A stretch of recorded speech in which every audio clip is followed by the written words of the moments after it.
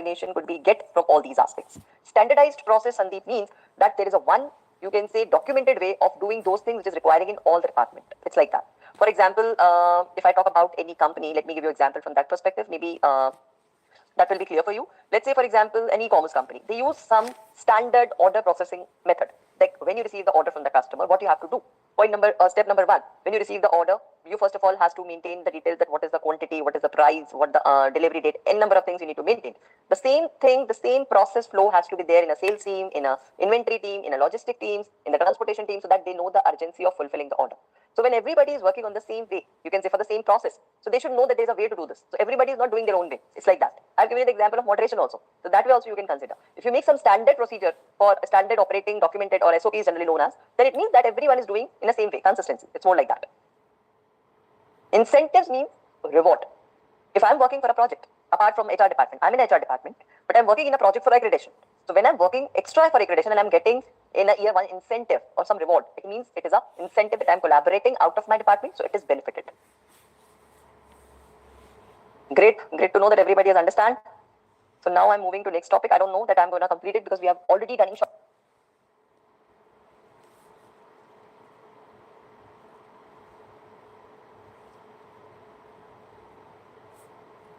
Welcome, dear.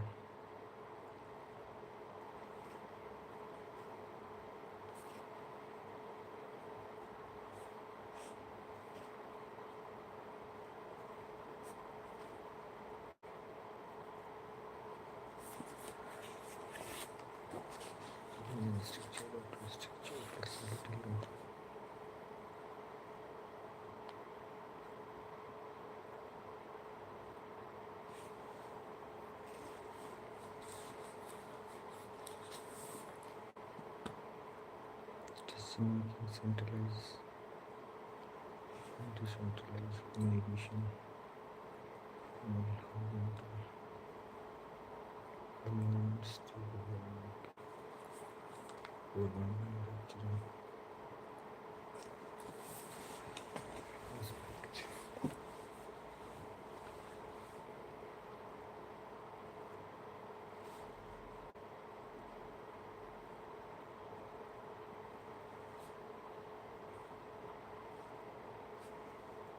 Structure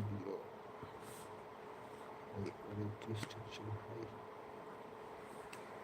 flexibility low, decision making centralized, decentralized.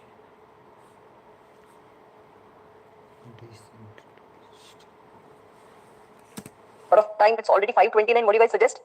We should take this in the next session. What do you say? Because still 2-3 topics are left. No, there are only 2 topics left. Can I go ahead?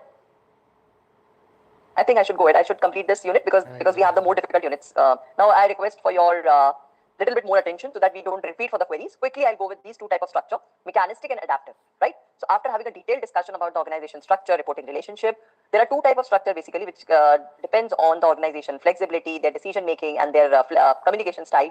Mechanistic structure, you can say it is a more rigid structure. Like if I have defined that A is reporting to B, B is reporting to C, so that is fixed. Everybody is fixed with their role. There is a formal communication channels, right? Generally, you can say this type of structure mostly suited in those organizations where you can have a more stable environment, right? Now, what do you mean by where? Again, now here you see that here the flexibility is low because you are fixing everything. You are not allowing any changes in that. So automatically decision making is taken by one person. So it is a centralized decision making, right? Communication channels are more formal. There is no informal channels. There is no WhatsApp groups. There is no out of the office chats, let's say, right? Vertical is a single line. And why I'm saying environment is stable, like for example in the government department, they're very rigid. That if for a particular work you have to go from room number 8 to 9, then you have to go from room number 8 to 9. There is no other way for do that. It's like that. So some departments, some organizations are highly bureaucratic. They're having strict rules. Informal. Now you can say coordination or communication is also horizontal. When I'm saying vertical means within your department. Horizontal means out of your department. Adaptive structure are more applicable for today's multinationals. Generally, your tech startups, they're very, you can say, energetic, agile. Some organizations which is based on the projects. Let's say for a construction, for a consultation, we have some short-term project, right? Where the teams generally changed based on the project. If I'm a construction company, I'm running various multiple projects. And definitely for all the projects, my team is different. For me, adaptive structure is good because I'm working with a different team. I cannot follow one fixed style of working. It's like that. So adaptive structure is more, you can say, related to organizations which are more with dynamism and something more flexibility they require. It is a more mechanistic and adaptive structure works with that, right? And the last slide, because why I'm taking it quickly, because we have already detailed about the structure, so it is easy for you to understand now, right? And I think from the words itself, you understand now. You are informally, when I'm explaining you anything in the first session, I'm aware you are discussing about your WhatsApp group. What is this? So This is an informal organization. Maybe you assume it that, ma'am, why you are termed it as an organization, it is just a class group, but just assume or just understand it in that way, that what is a formal organization, what is an informal organization. So formal, you can say, where you have more structured kind of roles, responsibilities, hierarchy, defined roles. It is same, just like mechanistic. It is like that, right? Everything is written, documented, what you have to do. No, nothing goes from here and there. It's like that. Informal is more unwritten, just opposite to that. So we have just studied mechanistic and adaptive. So you can say mechanistic is more formal, adaptive is more informal, more flexibility. Everything, whatever you're doing, it is not documented. If something comes up, you change the things according to that, right? You have the friends group in offices also. You have friends group outside offices also. You have some WhatsApp chat groups within your department, outside your department. This is a part of informal organization. It's more like that, right? So definitely we can say that no, I think please don't go with the time, because formal, informal, mechanistic, and adaptive are more, you can say, generalized in nature. I hope if you have just listened what I have spoken to, it is easy for you to understand. And one thing quickly, before I go to the conclusion of this session, I want to ask you people that why you have not joined discussion board session this Friday 11 to 12. Please give me a quick answer. I want to, because I'm really confused. I get a lot of queries on the discussion board. I go and resolve that. But nobody turned up in this discussion board session 11 to 12 organizational behavior. Is everybody is occupied? I have a doubt. Please check your LMS calendar. Please check for the session links of, you can say, organizational behavior. Join the live discussion board sessions. Yes, very good. When actually you can say that self-help groups, because they are not having a kind of structures. They're not having a kind of more rigid kind of thing. So they actually work collaboratively out of their own benefit. So self-help group are more like informal organizations. In fact, you can see if you go with that way, then moreover you can say cooperatives are more informal organizations. I know working professionals cannot join, but I don't believe that everybody is a working professional. I know, I really accept this fact that because of this, your schedule, you may not join on a weekday. But what about other people? It's not 100% applicable. We cannot keep it on weekends. Okay, never mind. So if you could try, please try it out, right? So together we can understand that organizing is more about how your organization is structured. What is the important task in organizing? How you break your task, that is identification of activities. If you identify what is supposed to be done, you make the department. After department, you assign the task to each individual. Then what to do? You actually give them the power. And finally, you decide the reporting relationships and coordination. In short, this is organizing, right? So I hope that so much stressed session, so much discussive session will make the things easy for you to understand. But still, if anything is left and if it is easy for you to join the live DB board, please be there.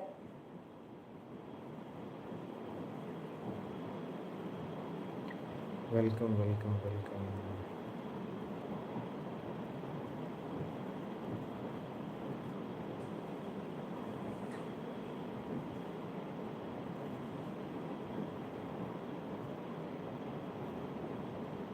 Related to the management process, and in this way our journey of management is being continued from basics of management. Then we start with the planning, then we discuss organizing, and today we are going to discuss another three aspects. Without that, management cannot be completed, right? So let us talk about the three more aspects that's related to staffing, directing, and controlling. So when we talk about management process, we talk about how in organization we manage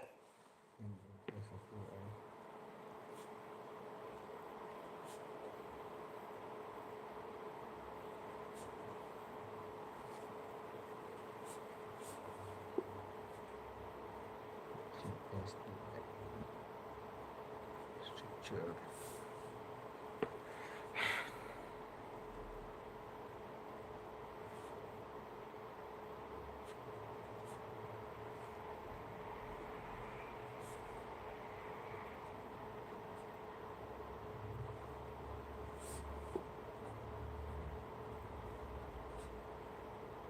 Hi, Abhijit, welcome.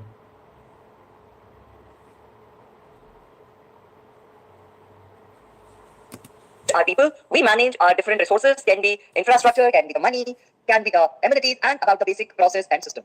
So if somebody will ask you that how you define management, it is actually the combination of planning, organizing that we have done, directing, staffing, and controlling. That's what we are going to discuss today. So our session is basically moving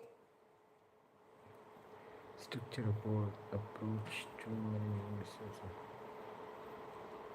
around the objectives. Like first we discuss that what is staffing, why it is important. We understand that if there is a proper direction in organization, how it is helpful. And finally, we understand that how controlling can ensure that what standards you have set in the organization in the terms of some target, in the terms of some productivity, that can be easily attainable. So with these three important aspects, we are going to begin our session that's related to unit number 4. first of all, we have to understand the another important aspect of management, which is related to people.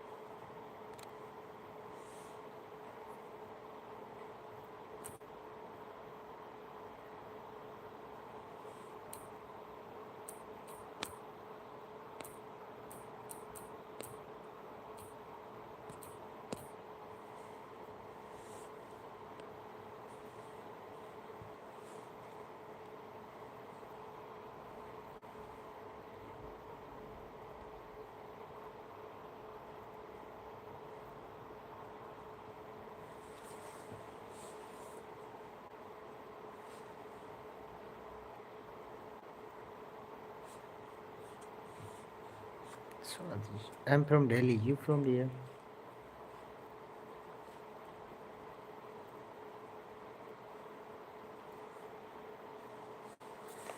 Reduced turnover and increases user acquisition.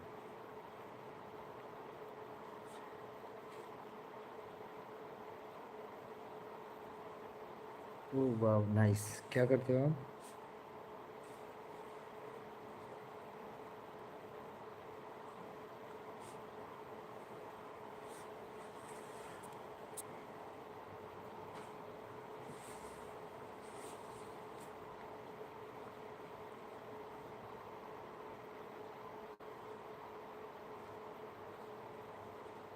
Me also job here. आप किस sector में job करते हो?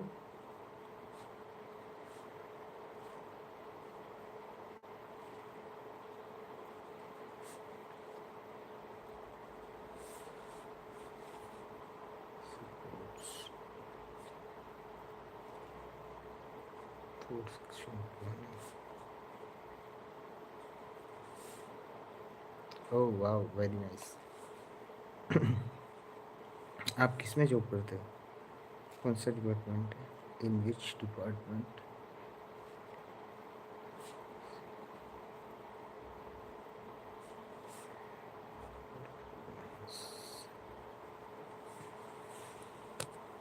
In which sector? Ensure effective workplace education. So staffing means we would placing, developing and retaining the people for the right role in the organization, right? So when we talk about, let's say, and it is very important to understand here that this is a continuous process. You cannot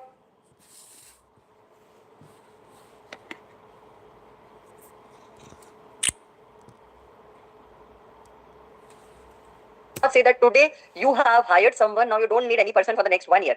Maybe some new position will be there, you require the more number of people for that. So staffing is a continuous process, and definitely it take care that your people who are working in the organization, they are properly skilled, knowledgeable, and they are properly motivated. Because if they are not motivated, how they are able to achieve your goal? That is also important. If staffing is done, why it is important now? The point comes, why we should know about this, you can say, concept in management. Because it ensures that whomsoever you are hired, it is rightly utilized, let's say. So staffing means that right number of people with the right skills, they are placed in the right job. If you are very good with your, you can say, IT skills and you are placed in some IT consultant company, that's how it ensures that it is an effective workforce utilization, right? After that, next is staffing helps to build the competitive advantage. Learners, first of all, we have to understand that competitive advantage means what you are doing, which your competitors or your substitute companies cannot copy. That is a competitive advantage. Competitive advantage can be where Nothing, just preparation of the exams. MBA. Amazon. Amazon is actually hitting all the e-commerce platforms in the terms of cost. So it is low price is a proposition which gives Amazon a competition over other companies. So competitive advantage is like that, right? Now, if your organization is having proper skilled, talented people, don't you think it will create a problem for your competitor to copy also, right? So definitely, if you are having good skilled people, आप किस sector में job करते हो? but let's say I'm a technology company and I have a good team of engineers with me. So they actually give me good products and they help me to place a good position in the market. They innovate very faster. That really cannot be copied by my competitor, let's say. So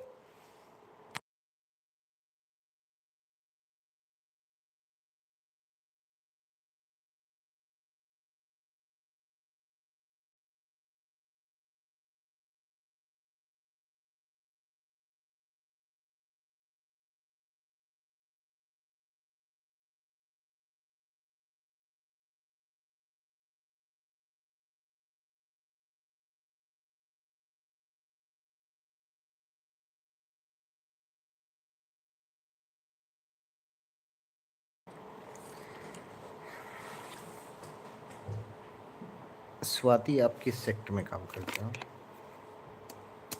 my own people who are with the right skills, who are with the talented people, they are a source of competitive advantage for my organization. If staffing is proper, then it means that you are doing a job which is matching your skills and interests. For example, you have done a graduation. Now you are being placed in any BPM. You have done your MBA. Now you are being into a managerial level. So you know that how much you are qualified and what job and what profile is given to you. So you are working as per your interest. You are working and you feel motivated. You feel valued there. All these things will reduce the turnover. You will not like to leave the organization. Continue to work in the same job. Staffing will help, you can say, organization to expand. To expand means, for example, if I have good number of people at every position, someday, for example, if my organization is expanding, currently I'm in location X, if I want to expand in location Y, and if I have good number of people in my current organization, I can move few people there also. So in my expansion, in my growth opportunity, my people will support. So that facilitates organizational growth. Next is, for example, staffing will help the, you can say, to identify that how many people we require in the future. So how actually staffing support your succession planning? Succession planning is related to the future. Let's say, for example, currently we are in the top management, CEO is there, vice president there, president is there. We know in the next 5 to 6 months our vice president is about to resign. He or she is on notice period. So you know today. So you actually have some plan that whom do you can promote. So if your staffing is proper, if your plan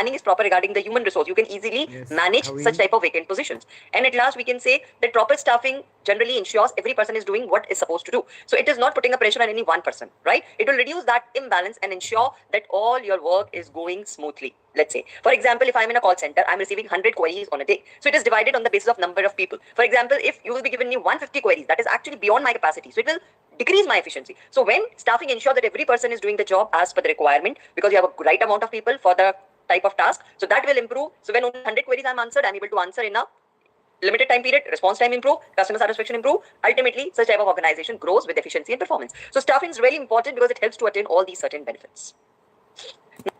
You can explain here. Now you just think about it. Any questions you have, please post it, because then I'll just pick another point of staffing, then I get back to your queries. I hope I'm clear to everyone. Very good afternoon, everyone, once again. So we have already started with the staffing part. Staffing simply related to right person on the right task. Very simple, right? Now in relation to our understanding about the staffing, this is important. Please be attentive, everyone here.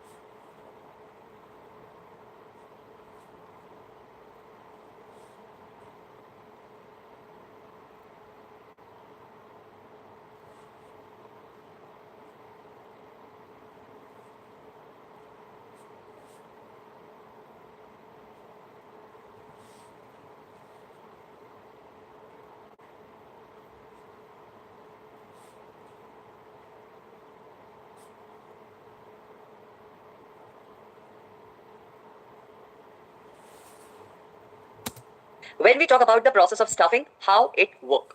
First of all, human resource planning is done. What do you mean by planning? Planning means we are forecasting in the future how many people we are requiring. Let's say we anticipate we are about to start a new project in next 1 month. So we need 20 people for that, let's say. So that is called human resource planning. We know what we are supposed to do in the future. Accordingly, we make the estimation of people. When you estimate that you require, let's say 10 people, you require 20 people. And this is just an example. So what you'll do next, you try to post your jobs everywhere so that you can hire the people, definitely, right? So recruitment is what? It is absolutely posting about that you need a potential candidate, and you can adopt your own way, whether you want to conduct the placement drives, whether you want to post on the Naukri, other portal, connect with the consultant, your call. After you have posted your job, the next process is selecting the right candidate from whomsoever who has applied. Now, there are various ways in which the company may screen out. It depends on the nature of the task. Some companies may adopt written interviews, some companies may generally have the group discussion, personal interview. So screening, or I can say selecting the candidates who have applied, is selection. Placement means once you are selected, you are placing on your role. Let's say a person has applied for a project engineer, they actually given that role, he or she started working, that is a placement. Once you enter the organization, what is this organizational policy? What are their values? Who is the top management? How they work? Who is going to brief you about this? This is known as an induction program or orientation. So in case of orientation, a new joinee get to know about the organizational policies. This is really an important aspect because this familiarizes you from unknown to known. You are just a beginner. So who is working as whom in the top management, what type of product we are into, what we are doing, what are our values, who is going to dictate you. This is a kind of program which is being organized by the HR department of every company. Another important part of staffing process is training and development. Now, training and development is also a continuous process because you need to upgrade your skills. Let's say, for example, you are just having an IT graduate. You want a more language to be known to that person. So you need to train that person in our language, in Python, or in any other. So training and development actually refine your skills and prepare you for any workshops, prepare you for any future roles. Training can be conducted whether in class or I can say through some workshops or by hiring some external people.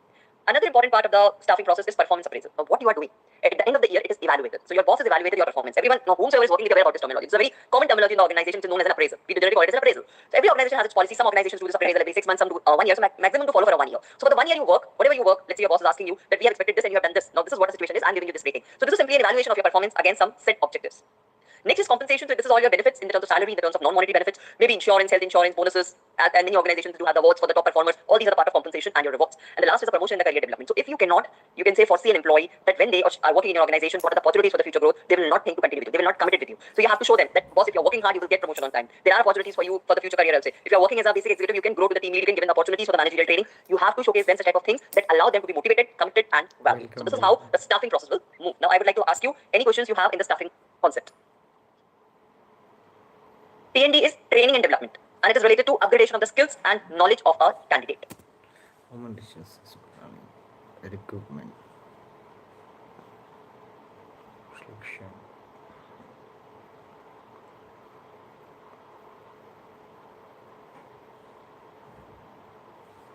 training and development.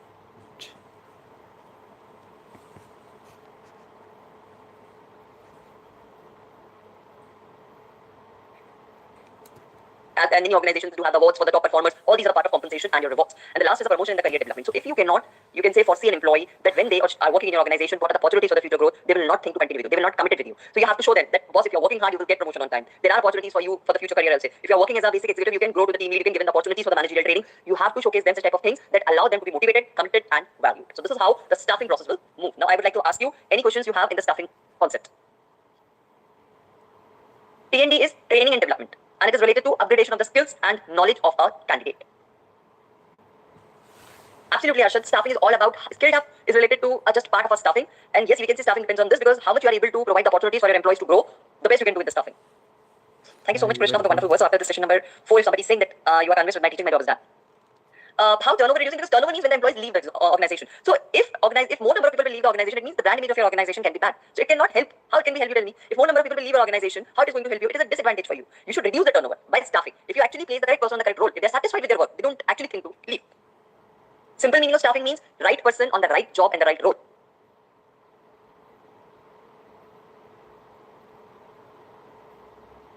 Okay, so somebody is having a confusion regarding the third point, I guess. So point number 2 and point number 3 is related to process. Orientation is familiarizing of the employee. So when you join the organization, you don't know about that. You don't know what are their policies, you don't know what are their values, you don't know who is sitting at the top management, you don't know how many branches that organization has. Everything is familiarized in the orientation session. It is more about the induction session. Promotion is related to growth in the job role. Career development, whatever you are doing for the future opportunities, what can be given. No, compensation and reward are related to monetary, non-monetary benefits. Performance appraisal is the evaluation of your performance, what you have done in the past year. Okay, so now I'm just moving to the next point. T&D is training and development. Training and development, yeah. So now we are talking about the next aspect of direction. I told you that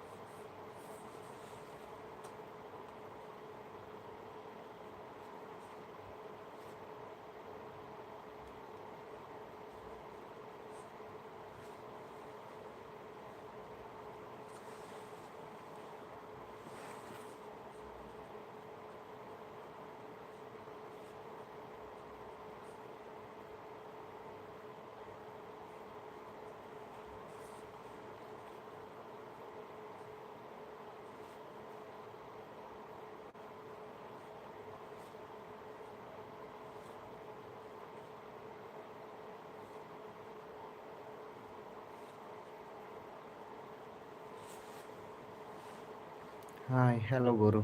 How are you? कैसे brother? Directly facilitate code creation and teamwork analysis implementation promotes effective. अभी तो brother कुछ नहीं, अभी तो study चल रही है. Promotes effective leadership, ensures better communication, provides. आप कहाँ से हो? Provides present feedback, encourage adaptability and Management change. cannot be complete if we don't know about the staffing, direction, and control. So we have already done with staffing. Now I'm moving to directing part. So please learners understand it. Retention means when you allow the people to stay in the organization. Retention is related to stay in the organization. You are there in the organization for a long time. Now direction, why it is important? Because it guides the people, it supervises the people, it at times instruct the people that what to do and how to do. So as a team leader, that's my responsibility. I guide, I instruct all my team members that what project to gather first and what project we can just hold on. That is a direction, right? So direction nowadays cannot be only related to instructions because that's more a kind of negative word. It is more about supervise your team. It is more about guide your team. That what is correct, what is not. Very important aspects of direction you can say is that first of all you ensure that all people in your team they are working for the same thing. So if you are as a leader provide them clear instructions. You are very clear with your supervision. I think it's very easy for the people to know that what is expected from me. So first very good benefit we get from the direction is it actually help in coordination. Everyone is following the same type of procedure, and everyone is allowed to work in a team. Let's say it's like that, right? For example, if I'm in a manufacturing plant, I have direct my workers that what is first step, what is second step, what is third step. So in this way, you have to maintain your production schedule. So everyone is clear that in point number one, we have to assemble all the raw material. Point number two, we have to, you can say, convert the raw material into the finished product. Point number three, we have to go with the packaging and the quality. So in this way, a clarity, a guidance, supervision will allow me to ensure that everyone is working for the same thing. The next importance of direction is ultimately it enhance or it increase the motivation of the people. How? Wait for some time. I need to complete. So, because they are clear that when they do good, they will get equally rewards as well. So, employee motivation is related to the commitment of the work, is related to the clarity of the work. How you feel motivated when you are getting the benefits of your hard work, actually, right? So, certainly, direction means that you always motivate your people that there are good opportunities for you in the future, career growth is there, right? And for that, you'll get proper financial and non-financial incentives. It's also like that, right? For example, if I'm a sales manager, I motivate my team that if you achieve monthly target, you will receive good commission apart from your salary. So, in this way, it will ultimately motivate them to work for the higher performance. Next is a good motivator, or I can say a good director, is always a good leader because as a you can say direction in the direction, it has been taught to the senior people that you need to inspire the people. You need to show them. You need to resolve their conflicts. You need to MBA, brother. MBA. to ensure a positive environment is there because your employees will learn from you. So when you will be equipped with so many things, you can direct people, you can inspire people, you can motivate people. Ultimately, you are also being a good leader that promotes leadership. And direction cannot be possible if there is no proper communication. So direction always involves a proper communication because how I can guide my people if I cannot be able to clarify that what I'm thinking. The same way I should give the liberty to my teammates also that whatever problem you are, you should come and ask, you should discuss with me. That is a communication where the people will build the trust on them, where the misunderstandings will be less. So if I am very good on the part of my clarity of the work, on the part of my direction, communication is absolutely good there. Next is a direction always help to provide the supervision, the feedback. As I said, that there are three key phases of manufacturing. So every phase that is my responsibility being a boss that I have to supervise. That is the proper people proper correct the raw material. Are they doing it? In the next step, are they convert the raw material into the finished product? So if there's a problem with that, I should tell them that this is a problem, you should correct it, and then you can go back. Feedback always helps the people to do better. It's like that. As a leader, you should always be in this habit to give the feedback to your team. They also feel motivated. And the last is your direction always encourage the people to adapt the changes.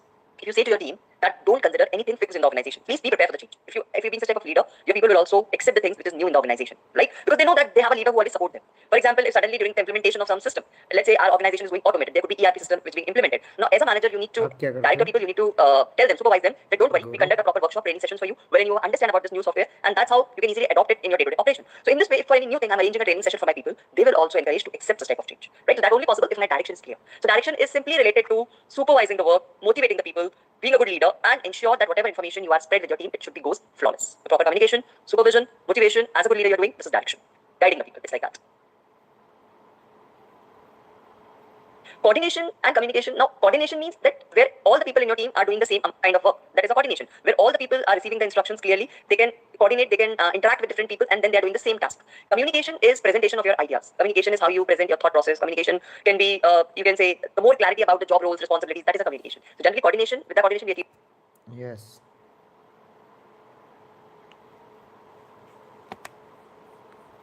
आप क्या करते हो? With the teamwork, with the better communication, we remove the misunderstandings.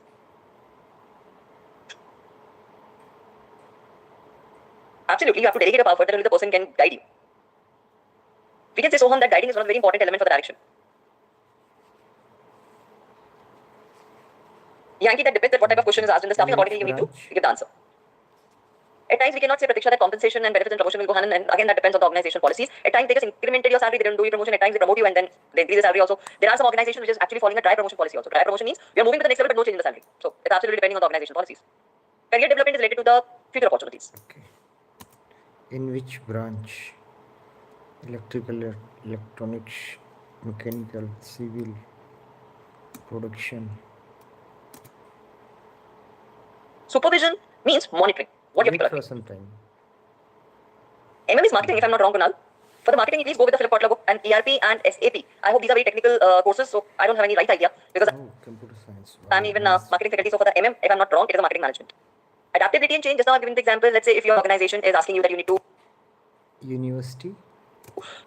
plan or you need to maintain the database for the people on HRIS, Human Resource Information System. That's a software. Now you don't know about it, how to use that software. So your boss is arranging some training sessions, workshops where you can have hands-on practice for that software. So you can easily apply that in your day-to-day tasks. Now encourage adaptability. So that's a kind of change. Earlier you used to maintain the manual documents. Now you're trying to maintain some automated documents or some online software for the human resource database. So this is a kind of new thing you're accepting. But how direction can encourage this type of adaptability that you can easily accept it? Because a good leader will always allow that new things can come up with some solutions. So they actually give some training sessions so that you'll be able to have hands-on practice for that. It's like that. Direction is a big terminology. Supervision is only related to monitoring. Staffing is done by top management. Effective leadership is means as a leader you are able to inspire and motivate your people. Okay, so now I'm moving to the next part. I'm so sorry, I don't have any idea about material management also. Okay, so there are no queries left here. So now I'm moving to the next part, that is the controlling process. Again, it's a important aspect as far as the management is concerned. First of all, you have to understand what is the meaning of controlling. Then only it is easy for you to understand the steps. So learners, please be attentive because Step in controlling process. Setting performance standard, measuring actual performance, comparing actual performance standards and deviation, taking corrective action for all.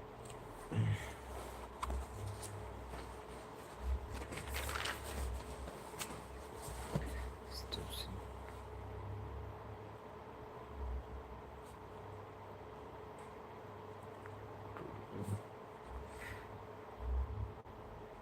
I have become an income tax inspector now. I will prepare for successful job. Good, good. Try and try again, bro. Setting performance.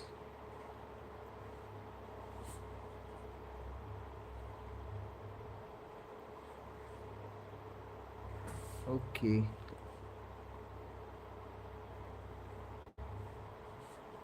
Actual performance.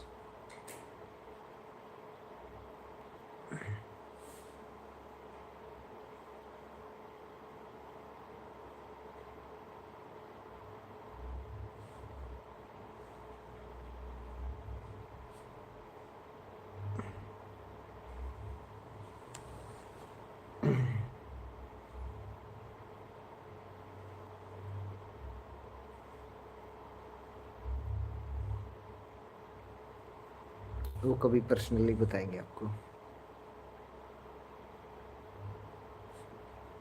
I'm from Delhi, but my born place Haryana. Actual performance.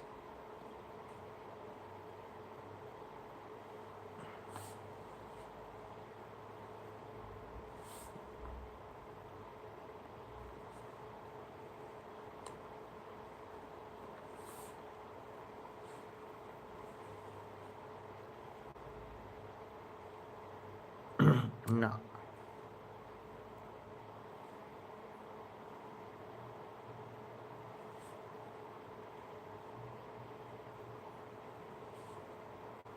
Taking corrective action.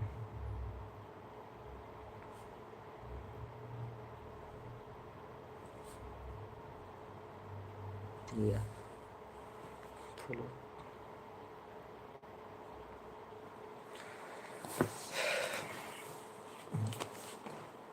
Setting performance standards. able to see that there are repetitive queries at times may be asked. So please, I'm very slow in my explanation. Please be attentive so that you may not miss, right?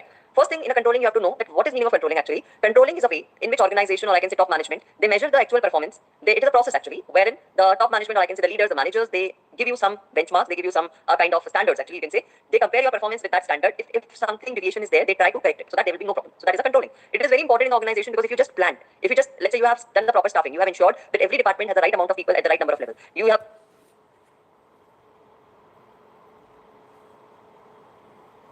Welcome, Sanjay. good leaders who are inspiring them, who are directing them, who are motivating them also. But what if they are not able to attain their targets on time, let's say, right? Just give me a while, people.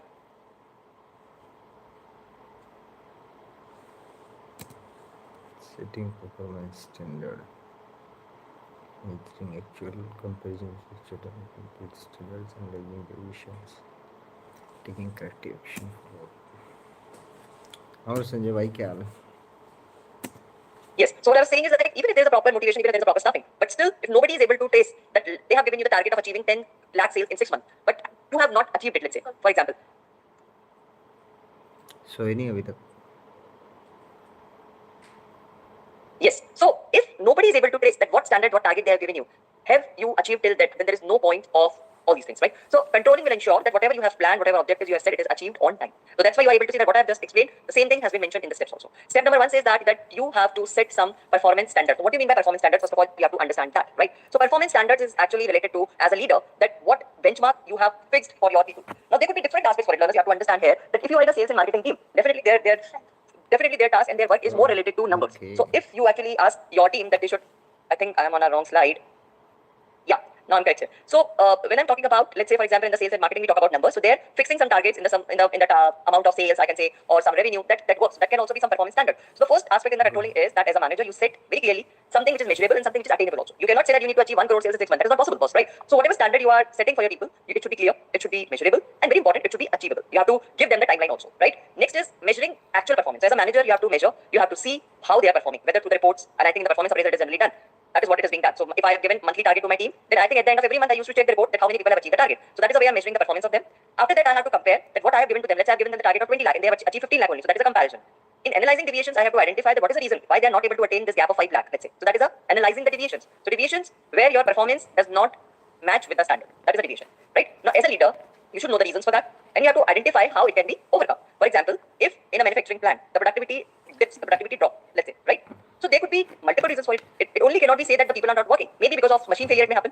So if you have identified the reason, that is analyzing the deviations, you come to know that because of the equipment failure, the people are not able to work within a given timeline. So that may also be the reason. So when you've identified that what can be the reason for the not achieving a target, the next is taking some action. Now what do you mean by action? Action means either you can take some measures, either you can identify some solutions. For example, if there is a machine failure, so definitely you need a regular maintenance. So that's why such type of problems will be stopped. Even when you find there is no problem with the machine, at least you call somebody to test it whether it is going good. So it will allow the people to work continuously. So that is a corrective action. And last is a follow-up. So you need to ask the people. You need to monitor them that the issue is solved. It will not happen again. A continuous follow-up will always help the leader to ensure How may I help you, Mr. Sanjay? that the performance is also consistent.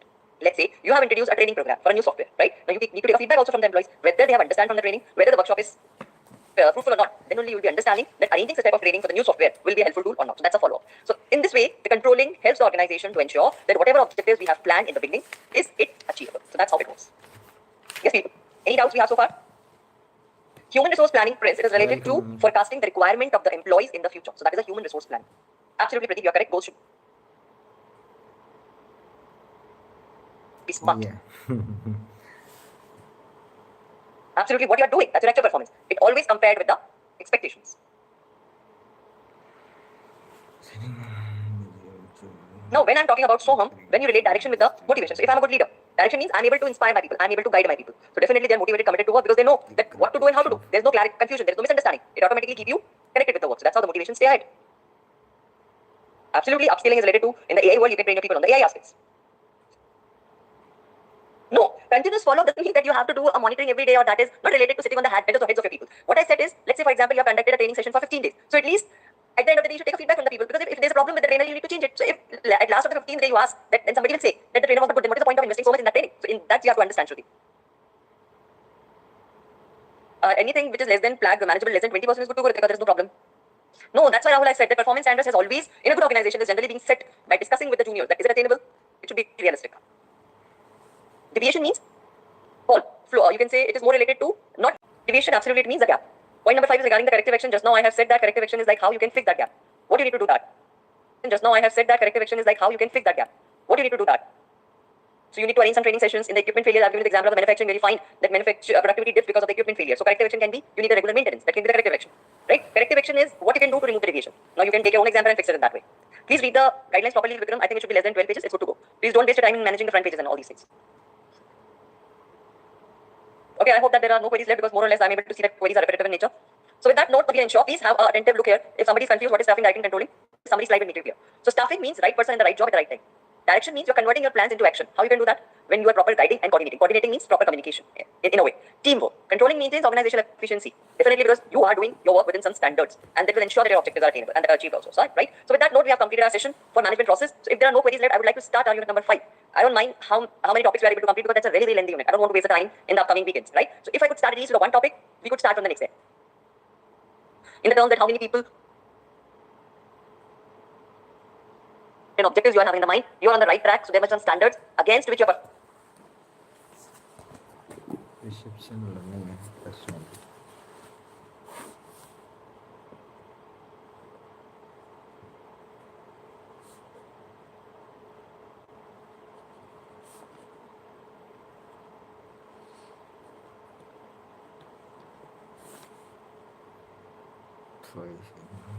Performance is monitoring and controlling is an important aspect to ensure whatever objectives we have set, we have worked according to that. That's how it works.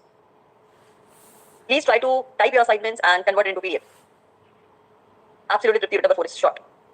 So now let us talk about 3 different aspects in unit number 5. So you are able to see that there are 3 concepts in this and every concept has the theories. So it is really not possible for me to complete this entire unit in one session. I know that these topics may be difficult, but please learners, I request you and humbly request you that if I explain anything, please try to be more attentive. Once I explain it and you ask me to explain it again, it is mere a wastage of time for you and me as well. So I request you that this unit is very, very lengthy. So try to ask the queries which is more difficult topics, right? So as you are able to see, perception, learning and personality, this is just the title for this unit. But this unit has more related to motivation as well, individual differences as well, right? So first we are going to start with the first aspect of unit number 5, that is perception. And together if you talk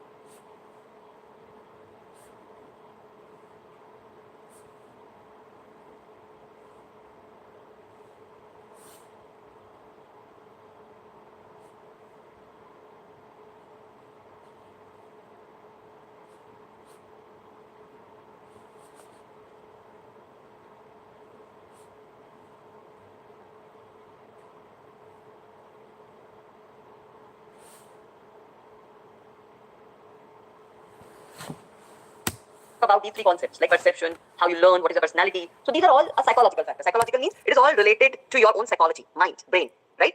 How you talk to another person in the organization, how you behave with them, how you actually understand the environment of any organization, it largely depends on these 3 aspects.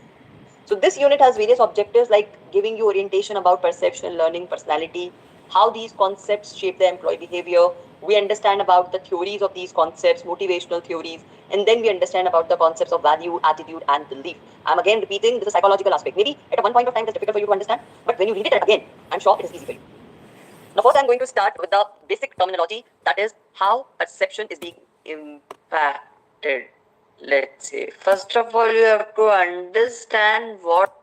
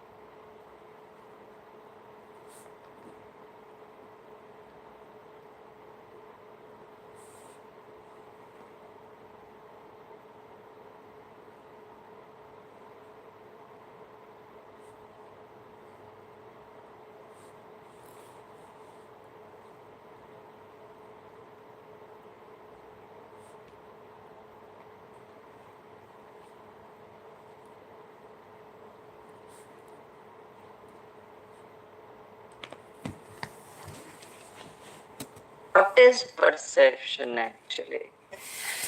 So perception is, as an individual, how I see the world around me, including, now when I'm talking world, definitely in this course I'm talking about any company or organization, because we are discussing here organizational behavior.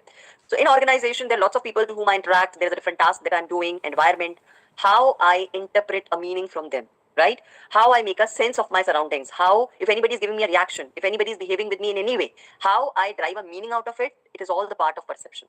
Now, why it is important? So as a manager, if you actually need to know your people better, it is very important for you. You should have an understanding about how the people perceive you. That's very important. Maybe they say that you're a very good manager, but in your mind is going through that ma'am is very strict. She don't explain me when I'm having any problem, let's say. So that is your perception about me, right? And it is very, very difficult to judge it. That's also a challenge. Now, one thing I want to tell you here, whether it is a perception, whether it is a learning, or whether it is a personality, you cannot say any single rule will work on them. Why? Because as an individual, we all are different. How you can say that this rule is applicable to me but not to you? So when we both are different, you cannot say same rule is applicable. So that's why these concepts are difficult as well to understand. But it is there. So as a manager, as an organizational context, we have to understand these. Now, first thing which as a, you can say organization, we should know, or as a manager, I should know, and you should also know, what are the factors which actually impact the perception of any individual. Let's say I perceive that organizational behavior is very boring session.